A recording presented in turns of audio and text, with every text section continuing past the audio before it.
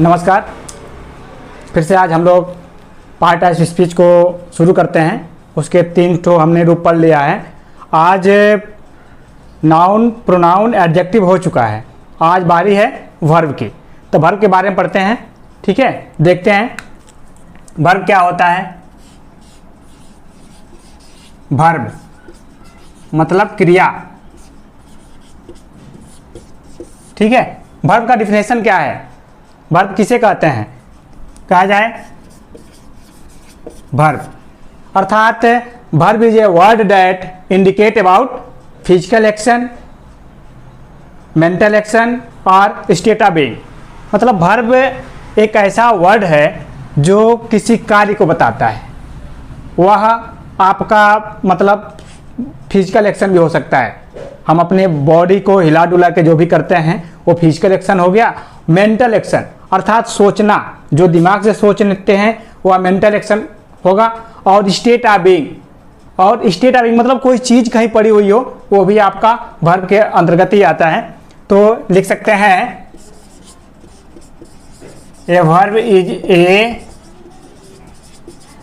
Word that indicate. इसमें indicate में अब तो आपका 3 चीज आ गया। पहला हो गया फिजिकल एक्शन, फिजिकल एक्शन। दूसरा हो जाएगा मेंटल एक्शन, और तीसरा हो जाएगा आपका स्टेट ऑफ बीइंग। ठीक है, फिजिकल एक्शन मतलब जो हम अपने हाथ पैर से चल फिर के जो भी काम करते हैं, फिजिकल एक्शन हो गया। मेंटल एक्शन, मेंटल एक्शन में हम ओनली वन दिमाग का इस्तेमाल करते हैं। यहाँ पे हाथ पैर का इस्तेमाल नहीं करते हैं, ओनली वन दिमाग का इस्तेमाल करते हैं। मेंटल एक्शन चला जाएगा। स्टेट ऑफ बीइंग मतलब वो चीज़ कहीं पड़ी होती है, उसके बारे में हम केवल जिक्र करते हैं, वो कोई काम नहीं करता है। वहाँ पे स्टेट ऑफ बीइंग अर्थात वर्ब 3 रूपों में बट गया यहाँ पे। अब देखते हैं आगे वर्ब का अगला रूप क्या है, वर्ब को कैसे पहचानेंगे, वर्ब कितने प्रकार के होते हैं। ये तो वर्ब हो गया। वर्ब मतलब ये होता है कि वर्ब से किसी कार्य का होना पाया जाता।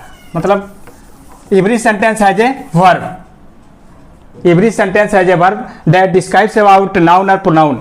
मतलब कि जो कोई भी सेंटेंस होता है उसमें वर्ब जरूर होता है, जो नाउन या प्रोनाउन के बारे में बताता है कि नाउन या प्रोनाउन क्या कर रहा है। ठीक है, नाउन या प्रोनाउन क्या कर रहा है, जो नाउन या प्रोनाउन कर रहा होता है वही वर्ब होता है। जैसे राम किताब पढ़ रहा है। अब पढ़ने का काम राम कर रहा है, तो यहाँ पे काम क्या हो रहा है, पढ़ने का काम हो रहा है ना, तो वहां पे वर्ब, पढ़ना वर्ब हो गया। चलिए आगे देखते हैं इसका kinds of verb. Kinds of verb, verb कितने प्रकार के होते हैं। पहला हमारा वर्ब है, पहला वर्ब हो जाएगा एक्शन वर्ब। एक्शन वर्ब के बाद दूसरा हो जाएगा ट्रांजिटिव वर्ब या स्टैटिक वर्ब। चलिए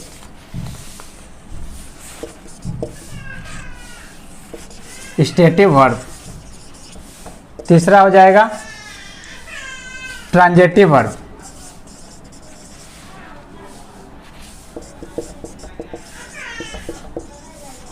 चौथा हो जाएगा इंट्रांजिटिव वर्ब।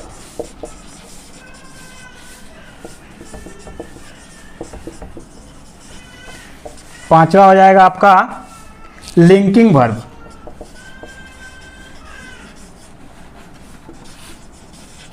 और छठा क्या हो जाएगा हेल्पिंग वर्ब। छठा आपका हेल्पिंग वर्ब।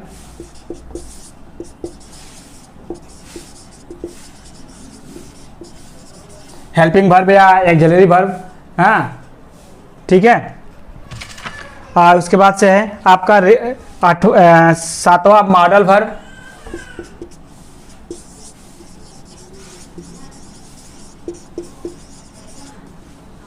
सातवां के बाद आठवां कौन हो जाएगा, 8वां रेगुलर वर्ब।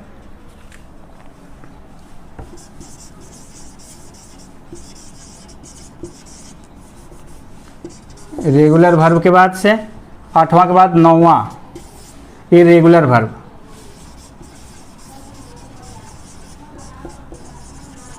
और 10वां क्या हो जाएगा? Phrasal verb. 10वां फ्रेजल।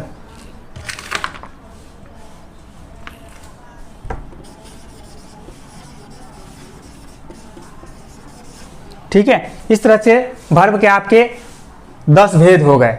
अब एक्शन वर्ब क्या करता है, स्टैटिक वर्ब क्या करता है, ट्रांजिटिव वर्ब क्या होता है, इंट्रांजिटिव वर्ब क्या होता है, लिंकिंग वर्ब क्या होता है, हेल्पिंग वर्ब क्या होता है, मॉडल वर्ब क्या होता है, रेगुलर वर्ब क्या होता है, इरेगुलर वर्ब क्या होता है और फ्रेजल वर्ब क्या होता है, सबके बारे में बारी बारी से पढ़ते हैं, एक एक करके पढ़ते हैं। चलिए सबसे पहले हम एक्शन वर्ब के बारे में देखते हैं। पहला पॉइंट एक्शन वर्ब। एक्शन, नाम से ही पता चल रहा है एक्शन। जैसे कहता है एक्शन मार रहा है, एक्शन मार रहा है मतलब कोई काम कर रहा है अपने शारीरिक मूवमेंट, बॉडली मूवमेंट के द्वारा। जैसे कहता है action, what is action? Action मतलब bodily movement.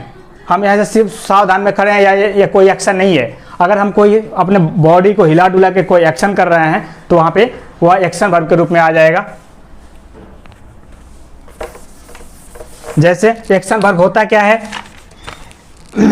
Action verb are used to refer to action which may be physical action that are performed with body or object such as jump, hit, swings, mental action that we use or bring a perform action verb।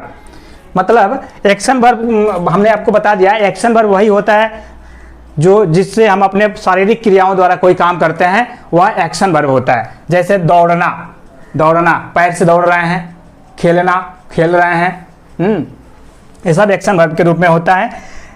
जैसे action verb में आपका example में run, run action verb हो गया। Swim, swim action verb हो गया। जब आप स्विम करते हैं तो अपने हाथ पैर को चलाते हैं, तो यहाँ पे बॉडली मूवमेंट करते हैं, इसलिए वहाँ पे एक्शन वर्ब स्विम हो गया। रन करते हैं तो पैरों को चलाते हैं, हाथों को आगे पीछे भगाते हैं, ये रन हो गया। ठीक है, अगर हम सीधा खड़ा है तो यहाँ कोई काम नहीं हो रहा है, यहाँ पे एक्शन वर्ब काम नहीं करेगा। ऐसे ही अगला होगा, ये सब एक्शन वर्ब जितनी क्रियाएं होती हैं ज्यादातर के एक्शन वर्ब के अंतर्गत आती हैं। दूसरा हो जाएगा एक्शन वर्ब के बाद दूसरा कौन सा वर्ब था? दूसरा वर्ब था आपका static verb, STATIVE। Static verb, static verb क्या करता है? स्टैटिक वर्ब क्या होता है? स्टैटिक वर्ब होता है, static verb refer to condition और state of being. Static verb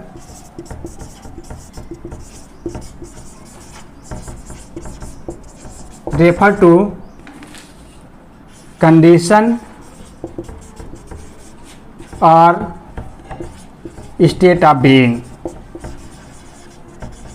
मतलब यह किसी दशा के बारे में बताता है। स्टैटिक वर्ब होता है वह किसी दशा के बारे में बताता है या वह कहीं पड़ा होता है। ठीक है, जैसे एग्जाम्पल में क्या हो जाएगा इसका? स्टैटिक वर्ब में Elise love her youngest sister, Elise love her youngest sister. यहाँ पे जो लव है, लव जो है यह आपका स्टैटिक वर्ब है। कौन सा वर्ब है? स्टैटिक वर्ब है। ठीक है, लव स्टैटिक वर्ब हो गया। ऐसे ही दूसरा एग्जांपल में my car need an oil. दूसरा एग्जांपल में my car need oil change. ठीक है, यहाँ पे need, my car need oil change मतलब मुझे मेरी कार को तेल चेंज कराना है। मेरी कार में जो तेल लगा हुआ है, इंक जो लगा तेल है, ऑयल को, लिक्विड को चेंज कराना है। तो यहाँ पे नीड स्टैटिक्स है, उससे कोई काम नहीं हो रहा है। ठीक है, इसलिए अब यहाँ पे नीड या लव ये सब स्टैटिक वर्ब के अंतर्गत आता है। ठीक, तीसरा जो होगा आपका, तीसरा वर्ब कौन था? एक्शन वर्ब हो गया, स्टैटिक वर्ब हो गया अब ट्रांजिटिव वर्ब, तीसरा ट्रांजिटिव वर्ब। ट्रांजिटिव वर्ब क्या होता है, देखते हैं।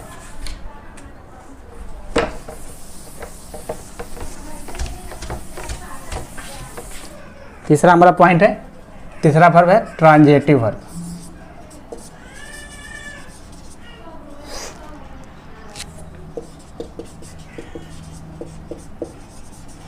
ठीक है, ट्रांजिटिव वर्ब। ट्रांजिटिव वर्ब क्या होता है, ट्रांजिटिव वर्ब किसे कहते हैं? A transitive verb is a word that accomplish by a direct object in a sentence. मतलब इसको हिंदी में कह सकते हैं सकर्मक क्रिया, जिसके साथ कर्म भी आए वही सकर्मक क्रिया होता है। ट्रांजिटिव का मतलब जिस सेंटेंस में ऑब्जेक्ट भी आता है, सब्जेक्ट के साथ ऑब्जेक्ट भी आता है, वह आपका ट्रांजिटिव वर्ब होता है। जैसे कहा जाए Ram reads a book, Ram reads a book. यहाँ पे राम हो गया सब्जेक्ट, बुक हो गया ऑब्जेक्ट, ये हो गया क्या सब्जेक्ट, ये हो गया ऑब्जेक्ट। राम किताब पढ़ता है। अगर सकर्मक क्रिया के सेंटेंस में हम व्हाट या हु लगा के प्रश्न करते हैं, जो उत्तर मिलता है वो ऑब्जेक्ट होता है। ठीक है, तो यहाँ पे कर्म भी दिया हुआ है, एक कर्म भी दिया हुआ है, इसलिए यहाँ पे रीड्स क्या हो गया, रीड्स कौन सा वर्ब हो गया, ट्रांजिटिव वर्ब है, क्योंकि इस वर्ब के साथ आपका ऑब्जेक्ट बुक आया हुआ है। ठीक है, इस तरह से जहां पे ओनली सब्जेक्ट के साथ ऑब्जेक्ट भी आए, वहां पे जो वर्ब लगेगा वह ट्रांजिटिव वर्ब के रूप में काम करेगा। ठीक, इन ट्रांजिटिव वर्ब के रूप में कौन सा होगा, इसी का अपोजिट हो जाएगा बिल्कुल। इंट्रांजिटिव वर्ब क्या होगा, इंट्रांजिटिव जो वर्ब होता है जहां पे कर्म नहीं आता है। ऊपर वाले में कर्म आता है, सब्जेक्ट के साथ कर्म आता है, लेकिन इसमें सब्जेक्ट के साथ कर्म नहीं आता है। जैसे पतंग उड़ता है, पतंग उड़ता है, यहां पे जैसे कहा जाए पतंग उड़ता है, इसको हम लिख सकते हैं काइट फ्लाई या एरोप्लेन फ्लाई।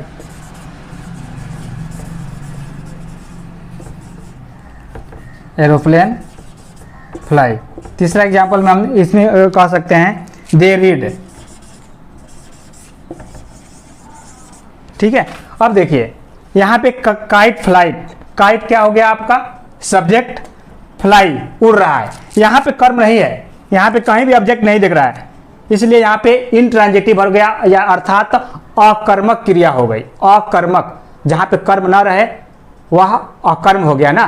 तो यहाँ पे फ्लाई क्या हो गया, उड़ना, फ्लाई क्या हो गया, अकर्मक क्रिया हो गया। एरोप्लेन, ये भी फ्लाई अकर्मक क्रिया। रीड यहाँ पे अकर्मक क्रिया। दे रीड, वे पढ़ते हैं। अब क्या पढ़ते हैं, अगर यहीं दे दिया होता बुक तो यह आपका सकर्मक क्रिया होता, इसमें कर्म नहीं है, इसलिए दे रीड बुक। तो यहाँ पे जो रीड हो गया ओनली वन इंट्रांजिटिव वर्ब हो जाएगा। ठीक, इसमें यही सिमिलरिटी है दोनों में। सकर्मक ट्रांजिटिव वर्ब होता है, अर्थात सकर्मक क्रिया में कर्म आता है, और इंट्रांजिटिव वर्ब अर्थात अकर्मक क्रिया में कर्म नहीं आता है, बस इसके अलावा और कुछ नहीं। अगला है पांचवा पॉइंट क्या है आपका, लिंकिंग।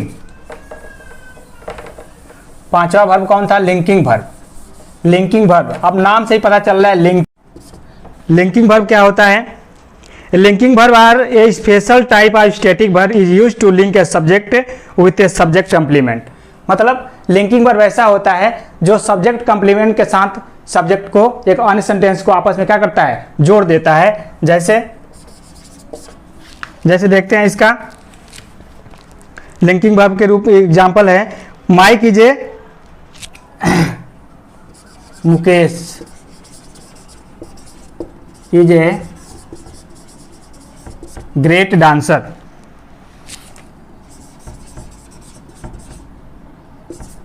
ठीक है, मुकेश ए ग्रेट डांसर। यहाँ पे मुकेश सब्जेक्ट हो गया, यहाँ पे इसके फ्रेज जो कॉम्प्लीमेंट हैं, इसको मुकेश को पूरा करने के लिए ये वर्ड है। मुकेश तो अधूरा है इसके बगैर, इस वर्ड, ये जो वर्ड एक मुकेश जो है इस वर्ड के बगैर अधूरा है, ठीक है। तो इसलिए इस वर्ड को जोड़ने के लिए जो इस्तेमाल किया गया है इज, इज जो है यहाँ पे एक लिंकिंग वर्ब हो गया, ठीक है। इज यहाँ पे क्या हो गया, लिंकिंग वर्ब। यहाँ पे मुकेश अधूरा था, सेंटेंस को पूरा नहीं कर पा रहा था, सेंटेंस को पूरा करने के लिए एक वर्ड आ गया इसमें, ए ग्रेट डांसर, अर्थात मुकेश एक बहुत बड़ा डांसर है, ठीक है। तो यहाँ पे जो इज है आपका लिंकिंग वर्ब के रूप में काम करेगा। इस तरह से इसे और भी आपके एग्जाम्पल हो सकते हैं। कहा जाए the gold watch look expensive. दूसरा एग्जाम्पल, द गोल्ड वॉच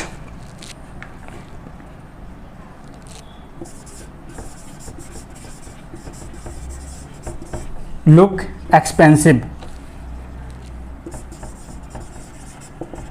ठीक है। The gold watch look expensive, look, वह जो सोने की घड़ी है बहुत महंगी दिख रही है। The gold watch look expensive, सोने की घड़ी बहुत महंगी दिख रही है। तो यहाँ पे लुक क्या हो गया, लिंकिंग वर्ब हो गया, ठीक है। द गोल्ड वॉच, एक फर्स्ट सेंटेंस एंड सेकेंड, ठीक है। लुक जोड़ दे रहा है, लिंक कर दे रहा है, इसकी गुणता को बता दे रहा है, इसका जो क्वालिटी है उसको बता दे रहा है। तो लुक यहाँ पे जोड़ने का काम कर रहा है, अर्थात यहाँ पे लुक क्या हो गया, लिंकिंग वर्ब के रूप में काम कर रहा है, ठीक है। लिंकिंग वर्ब के बाद छठा है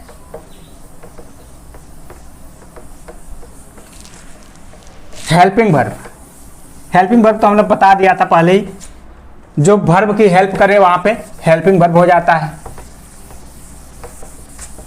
हेल्पिंग वर्ब में सब जितने आपके ऑक्सिलरी वर्ब हैं सब हेल्पिंग वही होते हैं, हेल्पिंग वर्ब।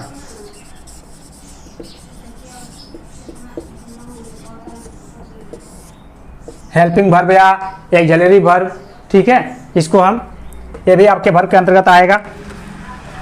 छठा था ना ये, हेल्पिंग वर्ब किसे कहते हैं, helping verb also called auxiliary verb और सपोर्टिंग वर्ब। हमने पहले बताया था helping verb also called auxiliary verb अर्थात सपोर्टिंग वर्ब, मतलब वो सहायता करता है, वर्ब की सहायता करने के जो वर्ब आता है वह हेल्पिंग वर्ब हो जाता है। जैसे एग्जाम्पल के रूप में देखते हैं, एग्जाम्पल में क्या हो जाएगा, my cat is getting slow in her old age. पहला, माई कैट इज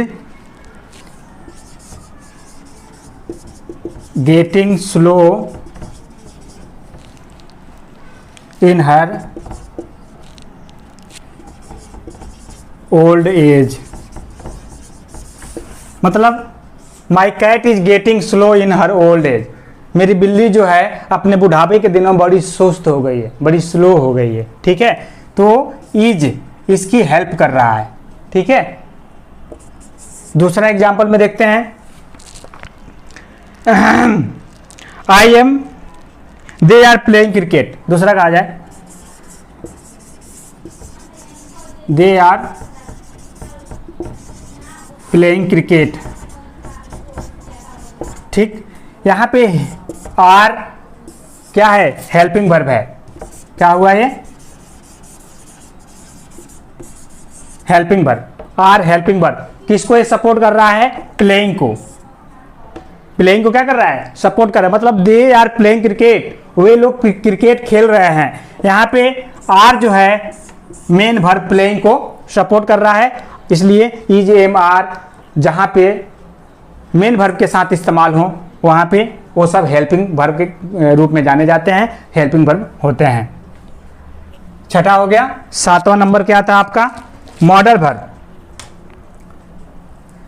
जब मॉडल वर्ब क्या होता है, मॉडल वर्ब में आपके मे, माइट, कैन, कुड, शुड, ये सब मॉडल वर्ब ही होते हैं। वो भी मेन वर्ब के रूप में ही कई मेन वर्ब की सहायता करते हैं। सातवां मॉडल वर्ब।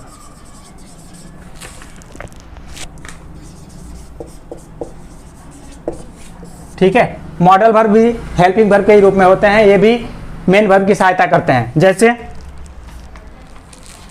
ये मॉडल वर्ब आल्सो सब ग्रुप ऑफ हेल्पिंग वर्ब, मतलब बताए थे ना, जो हेल्पिंग वर्ब के ही उसी के परिवार का मिलता जुलता सदस्य है मॉडल वर्ब भी, ये भी अपना मेन वर्ब के साथ काम करता है। जैसे एग्जाम्पल के रूप में देखते हैं, Ramu work hard he will pass the exam, या Ramu work hard he will pass the exam, पहला। दूसरा हो सकता है you may come here when you want,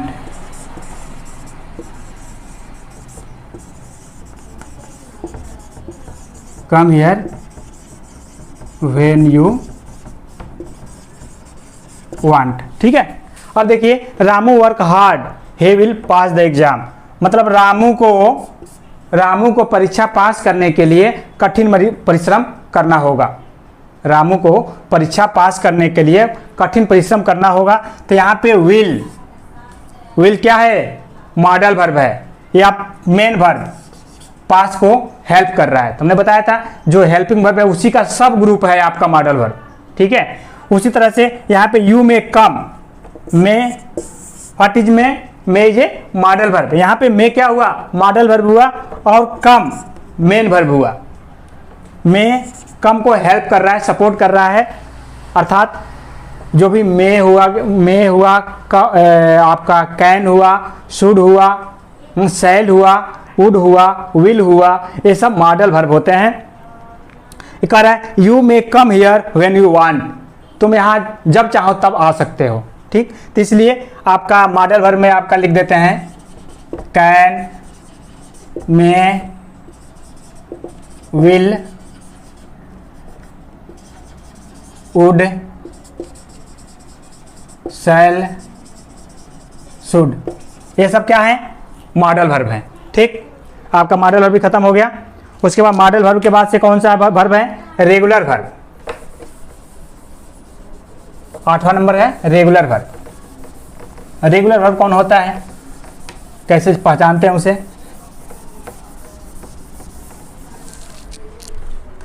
अब रेगुलर वर्ब है, रेगुलर वर्ब हमारा कौन सा नंबर था? 8वां नंबर था।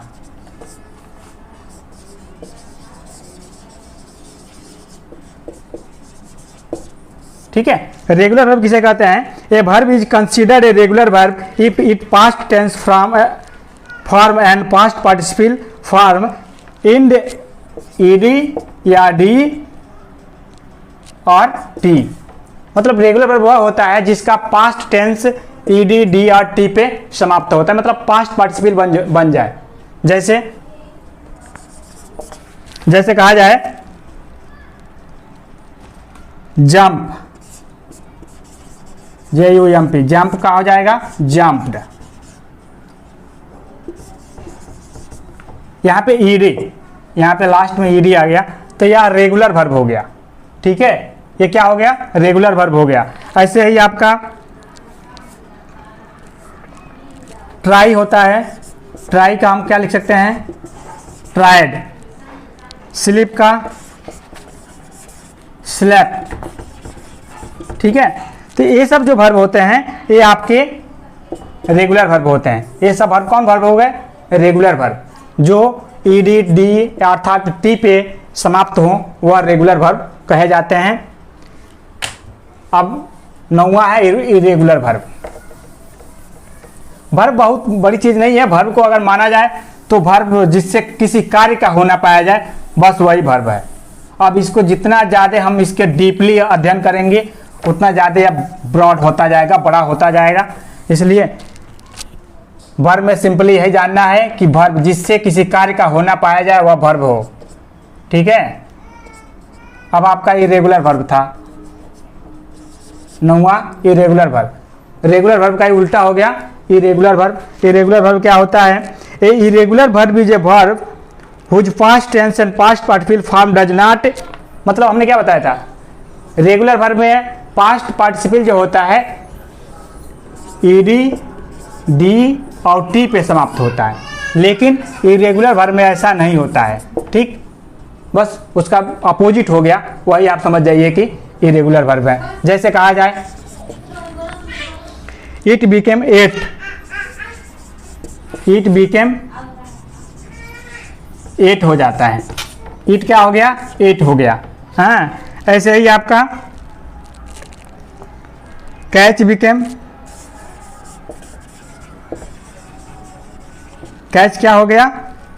कॉट।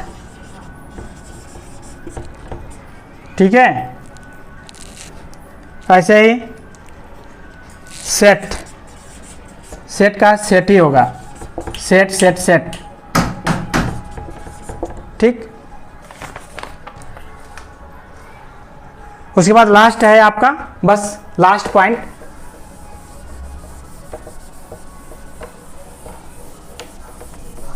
इसको जल्दी जल्दी हमने कर दिया, बहुत वो नहीं था, क्योंकि सिंपली वर्ब, वर्ब ये होता है, हमने बताया था कि वर्ब वाक्य में, किसी भी वाक्य में जरूर आता है, उससे किसी कार्य का होना पाया जाता है, वही वर्ब होता है। आप उसको मेंटली वर्ब कहें, मेंटल वर्ब कहें, या फिजिकल वर्ब कहें, एक्शन वर्ब कहें, यानी जो भी वर्ब कहें, लेकिन वर्ब एक ही होगा जिससे किसी कार्य का होना पाया जाए। जैसे सोचना, सोचना भी सोच रहे हैं, कार्य है, लेकिन यहाँ पे यह मेंटल वर्ब हो गया। दौड़ना एक्शन वर्ब हो गया। लव स्टैटिक वर्ब हो गया, स्टेट ऑफ बीइंग। इस तरह से जो वर्ब है, अब उसको जितना हम डीपली अध्ययन करेंगे उसका अलग अलग निचोड़ निकलता जाएगा। इसलिए फिलहाल हम वर्ब को केवल सिंगल ही मानते हैं। लास्ट पॉइंट कौन था आपका? Phrasal verb.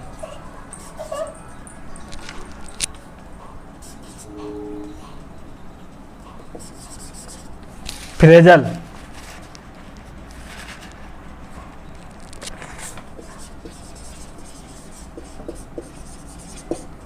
फ्रेजल वर्ब क्या होता है? कहे phrasal verb are combination of verb which with preposition. जो फ्रेजल वर्ब होता है, वर्ब का एक कंपोजिशन होता है जिसमें प्रीपोजिशन भी रहता है, उस तरह के वर्ब को हम फ्रेजल वर्ब कहते हैं। जैसे the frustrated business, the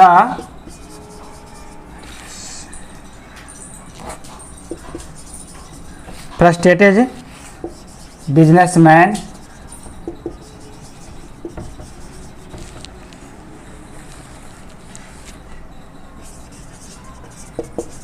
close down his store. ठीक है, यहां पे कह रहा है the frustrated businessman close down, phrasal verb हो गया। क्लोज डाउन कौन सा वर्ब हो गया? Phrasal verb. ठीक है, यहाँ पे प्रीपोजिशन का भी इस्तेमाल किया गया है। डाउन प्रीपोजिशन हो गया और क्लोज आपका वर्ब हो गया, तो यहाँ दोनों जब एक साथ आ जाता है वह फ्रेजल वर्ब हो जाता है। इसी में दूसरा एग्जाम्पल हो सकता है, माई mother always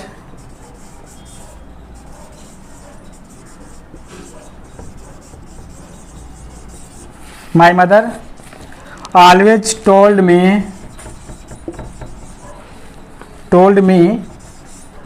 it is a good idea to put some money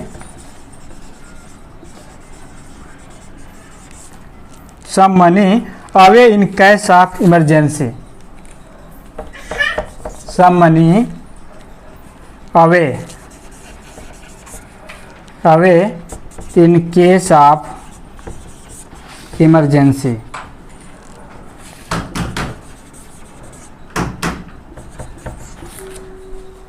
case of emergency. क्या है, क्या बस कर रहे हो? जाओ मम्मी पास जाओ, जाओ बेटा।